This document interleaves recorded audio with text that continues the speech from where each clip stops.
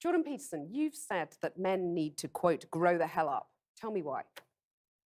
Well, because there's nothing uglier than an old infant. There's nothing good about it. People who don't grow up don't find the sort of meaning in their life that sustains them through difficult times, and they're certain to encounter difficult times.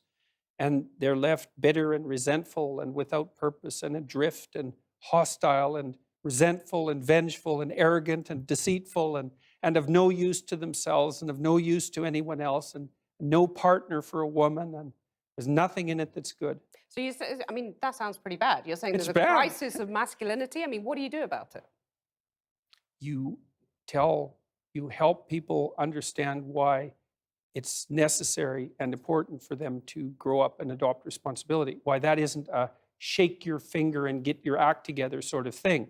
Why it's more like a delineation of the kind of destiny that makes life worth living. I've been telling young men, but it's not. I wasn't specifically aiming this message at young men to begin with. It just kind of turned out that way. And it's mostly, you admit, it's mostly men listening. I mean, it 90% of your audiences are men. Well, it's right? about 80% on YouTube, which is YouTube is a male domain primarily. So it's hard to tell how much of it is because YouTube is male and how much of it is because of what I'm saying. But what I've been telling young men is that there's an actual reason why they need to grow up, which is that they have something to offer, you know, that people have within them this capacity to set the world straight, and that's necessary to manifest in the world. And that also doing so is where you find the meaning that sustains you in life. So what's gone wrong then? Oh God, all sorts of things have gone wrong.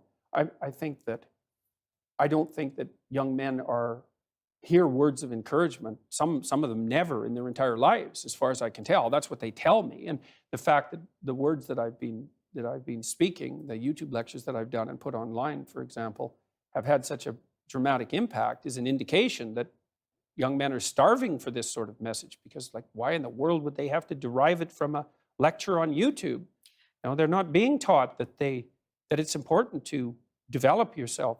But does it bother you that your audience is predominantly male? Isn't that a bit divisive? No, I don't think so. I mean, it's no more divisive than the fact that YouTube is primarily male and Tumblr is primarily female. Isn't it? Tumblr is primarily female. But you're just saying that's the way it is. Well, I'm not saying anything. It's just an observation that that's the way it is. There's plenty of women that are watching my lectures and coming to my talks and buying my books. It's just that the majority of them happen to be men. What's in it for the women, though? Well, what sort of partner do you want? Do you want an overgrown child? Or do you want someone to contend with that's going to help you and that you can rely on? Women have some sort of duty to sort of help fix the crisis of masculinity. It depends on what they want. No, I mean, it's exactly how I laid it out. Like, women deeply want men who are competent and powerful. And I don't mean power in that they can exert tyrannical control over others. That's not power. That's just corruption. Power is competence. And why in the world would you not want a competent partner? Well, I know why, actually. You can't dominate a competent partner. So if you want women domination, want to dominate, is that what you're saying? No, I'd say women who have had their relationships their relationships with men impaired, and who are afraid of such relationships, will settle for a weak partner because they can dominate them. But it's a suboptimal solution. Do you think that's what a lot of women are doing? I think there's a substantial minority of women who do that. And I think it's very bad for them. They're very unhappy. It's very bad for their partners, although the partners get the advantage of not having to take any responsibility. But what gives you the right to say that? I mean, maybe that's how women want their relationships, those women. I mean, you're making these vast generalizations. I'm a clinical psychologist. Right, so you're saying you've done your research and women are unhappy dominating men. I didn't say they were unhappy dominating men. I said it was a bad long-term solution. Okay, you said it was making them miserable. Thing. Yes, it is. And it depends on the time frame. I mean, there's intense pleasure in momentary domination. That's why people do it all the time.